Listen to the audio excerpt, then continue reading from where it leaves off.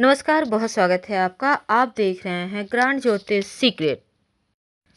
वृषभ राशि वालों, अप्रैल के महीने में हो रहा है महापरिवर्तन ग्रहों का, क्योंकि 9 के 9 ग्रह अप्रैल के महीने में परिवर्तन करेंगे और आपके जीवन में भी बहुत बड़ा बदलाव आएगा। आइए जानते हैं विस्तार से। पहले जानते हैं ग्रहों की चाल क्या कहती। 14 अप्रैल को सूर्य मेष राशि में प्रवेश करेंगे और मंगल 7 अप्रैल को कुंभ राशि में आएंगे। बुध 8 अप्रैल को मेष में आएंगे और 24 अप्रैल को वृषभ राशि में बुध प्रवेश करेंगे। देवगुरु बृहस्पति 13 अप्रैल को मीन में जाएंगे। शुक्र 27 अप्रैल को मीन में जाएंगे और शनिदेव 29 अप्रैल को कुंभ राशि में प्रवेश करेंगे। 12 अप्रैल को राहु मेष राशि में और केतु तुला राशि में प्रवेश करेंगे। तो 9 ग्रहों का इस महापरिवर्तन से आपके ऊपर क्या प्रभाव पड़ेगा, पहले जानते हैं कि राहु केतु का ये महापरिवर्तन क्या देगा। देखिए, जब आपकी राशि के छठे भाव में राहु आएगा तब शत्रुओं पर आपको विजय दिलाएगा, हर कार्य में सफलता दिलाएगा आपको केतु। किसी पुरानी बीमारी से आपका छुटकारा भी मिलेगा और करियर में सफलता के बड़े योग बनेंगे। हालांकि घटना दुर्घटना जैसी चीजें हैं, आपको उनसे बचना होगा। केतु के लिए शांत करने के लिए रोज हल्दी का तिलक माथे पर लगाएं या देवगुरु बृहस्पति का पूजा करें।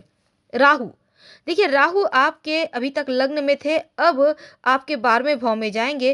थोड़ा खर्चा देगा, थोड़ा स्वास्थ्य की मुश्किलें देगा, लेकिन विदेश से लाभ कराएगा। अब देखिए, देवगुरु बृहस्पति और शनिदेव जो महापरिवर्तन में है, तो पहले हम शुरुआत करते हैं। देखिए, शनिदेव आपके लिए बहुत अच्छा है, क्योंकि 2022 के जो अप्रैल का महीना है, 29 अप्रैल को शनिदेव आपके भाग्य और राज्य के कारक जो शनिदेव हैं वो मकर राशि में रहकर भी शुभ फल प्रदान करेंगे। और जब वो कुंभ में जाएंगे तो वृषभ वालों, यकीन मानिए, संपत्ति, प्रॉपर्टी, पराक्रम, सम्मान, यश, पैसा सब देंगे। वैसे आपके राशि के स्वामी शुक्र है और शुक्र शनि के मित्र हैं। और कर्म भाव पर, दसम भाव पर ट्रांजिट होना, दसम भाव पर कर्म को सरकारी क्षेत्र कहते हैं, तो आजीविका का साधन जिसको कहते हैं, पिता का यहाँ पर जो शुक्र यहाँ है, और उन्नति के अवसर भी आपको देगा। हालांकि सुख देगा और पिता का सुख भी आपको पूरा प्राप्त कराएगा। हालांकि कर्म का फल आपको मिलेगा। और 10वें भाव जो मूल त्रिकोण में आएंगे शनिदेव, तो सस नामक महापुरुष राजयोग बनाएंगे और पूरे 30 साल के बाद ये राजयोग बनेगा। वैसे कुंभ राशि में तो आने से आपको विजय श्री दिलाएंगे, चारों दिशाओं से सफलता दिलाएंगे। और जब शनि देते हैं तो छप्पड़ फाड़ देते हैं, ये बात तो आपको पता ही है। वैसे आपके लिए तमाम बातें हम विस्तार से आपको फिर हम शनिदेव के स्पेशल वीडियो में बताएंगे, लेकिन आइए जानते हैं कि देवगुरु बृहस्पति क्या देने वाले हैं। देखिए, देवगुरु बृहस्पति जब मीन में जाएंगे, अपने घर में आएंगे 11वें भाव में आपके, तो लॉटरी, जुआ, सट्टा यानी आकस्मिक धन लाभ के योग बनाएंगे। बड़ी राशि, आकस्मिक रूप से बड़ा पैसा, छिपे हुए स्रोत से धन आप कमा सकते हैं। लेकिन आप छिपे स्रोत से इनकम करने से बचिए, क्योंकि आपको भविष्य में किसी बड़ी समस्या में पड़ सकते हैं। इसके अलावे आपके बहुत सारे दोस्त बनेंगे, लेकिन नए दोस्तों से थोड़ा सावधानी रहिएगा, क्योंकि वो आपसे सिर्फ जुड़ेंगे आपका इस्तेमाल करने। भाई बंधुओं से आपके संबंध बेहतर होंगे और आपको तमाम व्यक्तिगत, पर्सनल, प्रोफेशनल, आर्थिक मदद भी उनसे मिलेगी। जो विद्यार्थी उनके लिए बहुत अच्छा वक्त है, पढ़ाई लिखाई पे भी फोकस बना हुआ है। जानते हैं कि अप्रैल के महीने में पूरी तरह से आपके जीवन में क्या कुछ होगा, तमाम ग्रह कहाँ बैठेंगे और क्या देंगे। देखिए, दसम भाव में देवगुरु बृहस्पति, मंगल, शुक्र भाग्य का साथ दिलवाएंगे।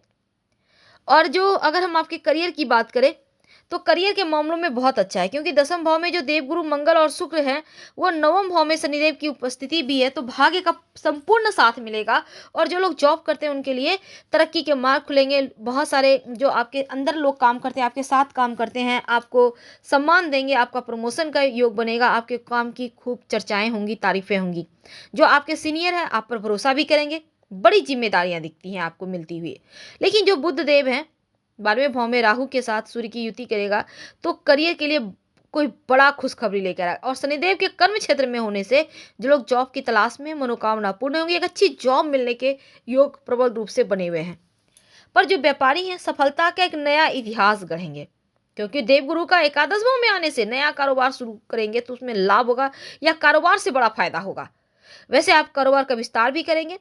और आपको लाभ हो रहा है। व्यापार के क्षेत्र में नए संपर्क बनेंगे, व्यापार पहले से ज़्यादा बढ़िया होगा और जीवन साथी की मदद से आपको अपने काम में सफलता मिलने के योग बनेंगे।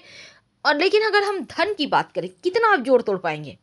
देखिए, देवगुरु बृहस्पति के साथ सूर्य एकादश भाव में, परिस्थितियां बहुत खूबसूरत है, धन लाभ के योग बनेंगे और इनकम बढ़ रहा है। आपका जो इनकम है उसमें, आमदनी है, इसमें सुधार होगा। कारोबार व्यापार जो लोग कर रहे हैं, जो उनसे जुड़े हुए हैं, उनको लाभ होगा।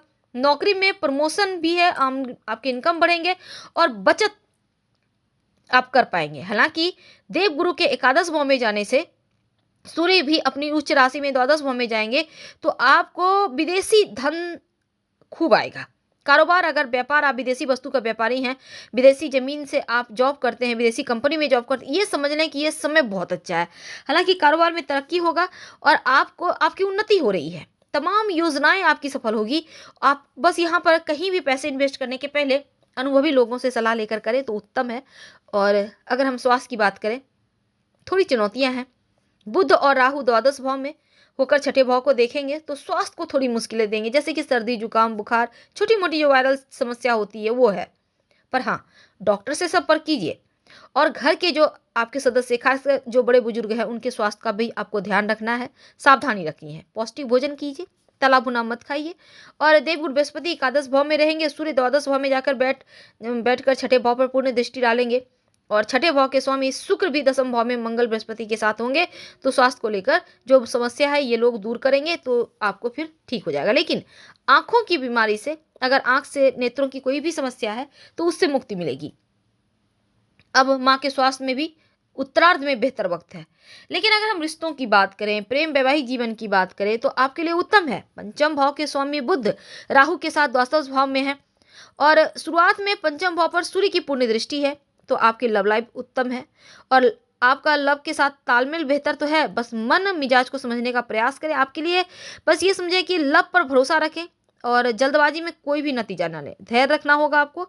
दाम्पत्य जीवन में छोटे मोटे टकराव है, क्योंकि किसी बर्ताव से जीवन साथी के मन में शक पैदा होगा, इसका ध्यान रखना है।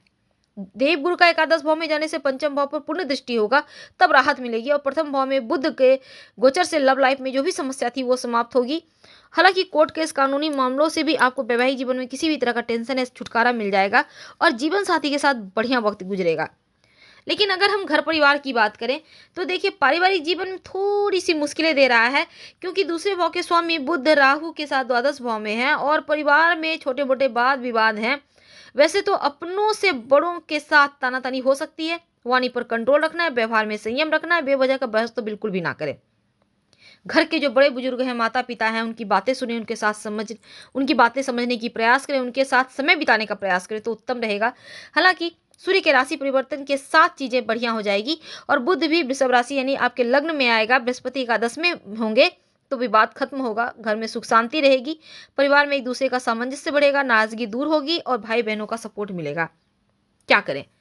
सबसे पहले तो आपको नियमित रूप से भगवान गणेश की आराधना करना है। आप चाहें तो ओम बूम बुधाय नमः का जप कर सकते हैं और जो शनिवार के दिन, या आप रोज भी दे सकते हैं, जो रास्ते में जो कुत्ते वगैरह रहते हैं उनको खाने पीने की चीज़ें डाल दिया करें, रोटियां डाल दिया करें, आपके लिए उत्तम रहेगा।